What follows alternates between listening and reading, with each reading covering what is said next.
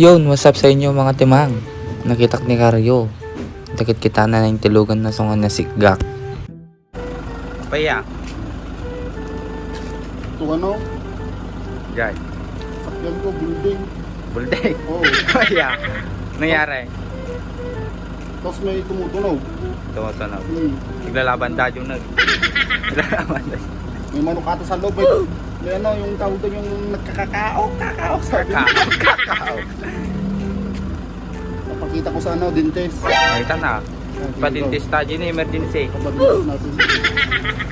So nga tatakadwa ni Karyo nga pa-dentist jilugan na.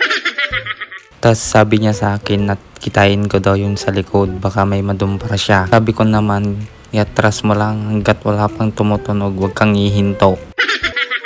Naginayad nga gat atras si ka.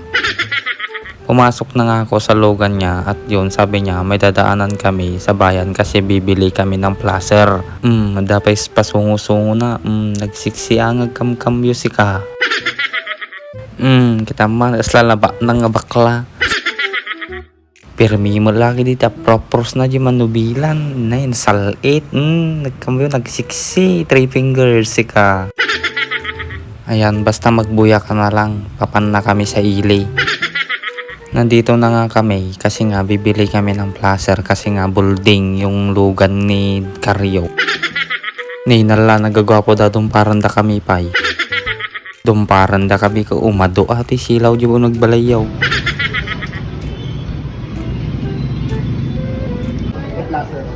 Single lang, sir? 120 ko. Isa lang.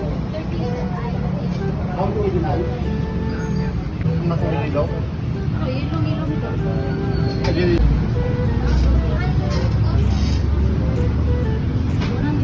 Ayan nga, nire-resibo na ni ate yung binili namin placer. Nya, placer nga. Placer gayam, sorry mga kamangmang.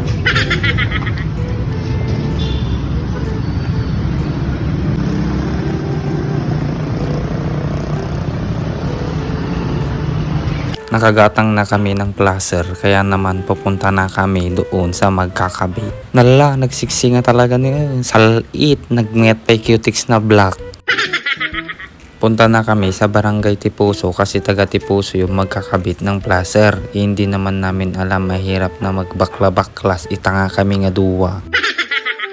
Hindi naman ganun kadali ang magbaklas o kaya magkabit, magayos. Di mamaya mas marami pang maperde, di ba? Imbis nga placer lang ti perde naman da makaperde amin madigandaran di awanan. Arat to'y na nga kami sa mekaniko, siya po yung magkakabit ng placer at pinalinis din ni Karyo yung prino sa likod at sa harap. I-check ni Karyo kung makapal pa ba yung basta di ko alam kasi yun eh.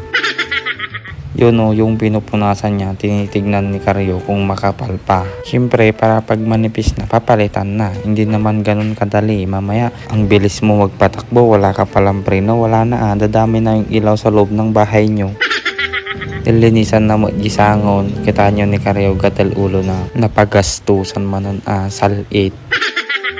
Okay na, nalinisan na yung preno harap at likod at nakabit na din yung placer at nagpakarwash na din si Karyo ng van niya. Yan nga binabak ko na nila sa loob ay binabakyum pala.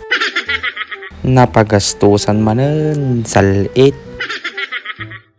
Yun, tapos na uwian na Kamangmang Brothers. Yun, si Mangmang Karyo.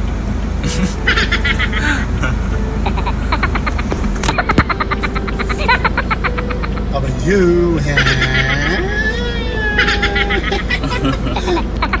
Bye!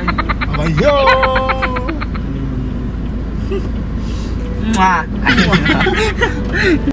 O Karyo, huwag mo nang ipilit.